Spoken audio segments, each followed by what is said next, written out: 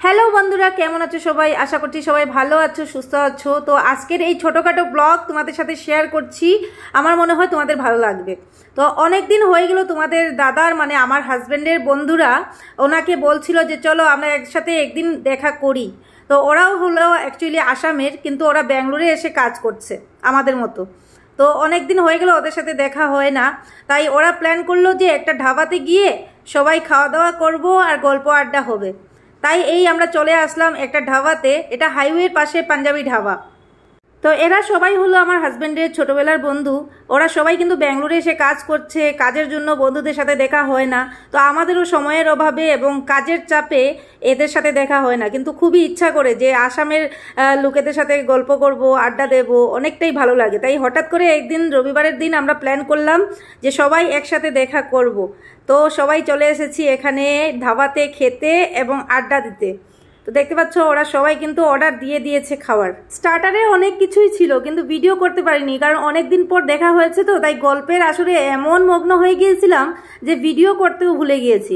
আচ্ছা যাই হোক, স্টার্টারটা আমি রেকর্ড করতে পারিনি, কিন্তু মেইন কোর্স তোমাদেরকে দেখাবো কি কি নিলাম আমরা। তো মেইন কোর্সে আমরা নিলাম বাটার নান, বাটার চিকেন, ডাল মাখনি, বাটার পনির, অনেক কিছু বাটার দিয়ে বানানো, কারণ এটা ধাবা তো পাঞ্জাবি ধাবা, আর পাঞ্জাবিরা বেশি বাটার দিয়েই সবজিগুলো বানায়।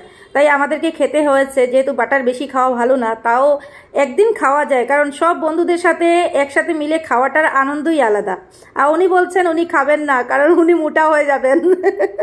আর এদিকে কি চলছে দেখো, এদিকে আমার ছেলে আর আমার স্বামীর বন্ধুর ছেলে সবাই মিলে খেলাধুলা করছে।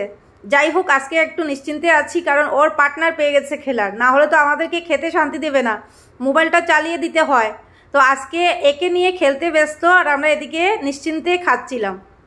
আমার ছেলে ওদের থেকে একটু বড়, তো তাই ওদেরকে দাদা হিসাবে সামলাচ্ছে। দেখো, একটা এদিকে যাচ্ছে আরেকটা ওইদিকে যাচ্ছে। আসলে ওরা টুইন্স ভাই, তো একটা এদিকে গেলে আরেকটা ওদিকে চলে যায়। তাই আমার ছেলে এই দুজনকে আনতে আনতে ব্যস্ত হয়ে গেছে পুরো। সত্যি অনেক দিন পর এদের সাথে দেখা করে অনেকটাই ভালো লাগলো। যেহেতু এখানে সবাই কাজ করে, কিন্তু কাজের জন্যই বন্ধুদের সাথে দেখা হতে পারে না, তাই একটা রবিবার দেখে আমরা সবাই একসাথে মিললাম।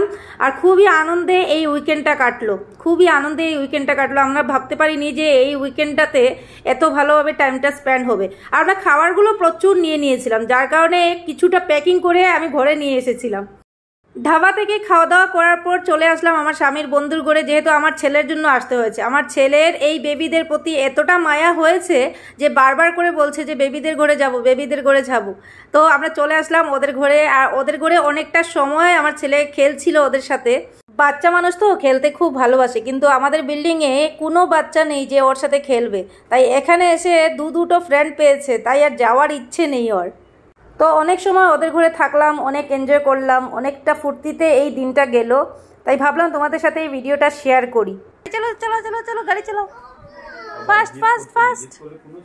ওয়াও, সলিউশন নাই, জিদ করলে সব নষ্ট হয়। জিদ করলে সব জিদ হবে না বাবা, এদের কাছে দুটো গাড়ি তো। আমি এখন চলে যাই, চলে যাই, চলে যাও চলে যাও। আমি চলে যাই। এই স্মুদিটা খাইবো? স্মুদি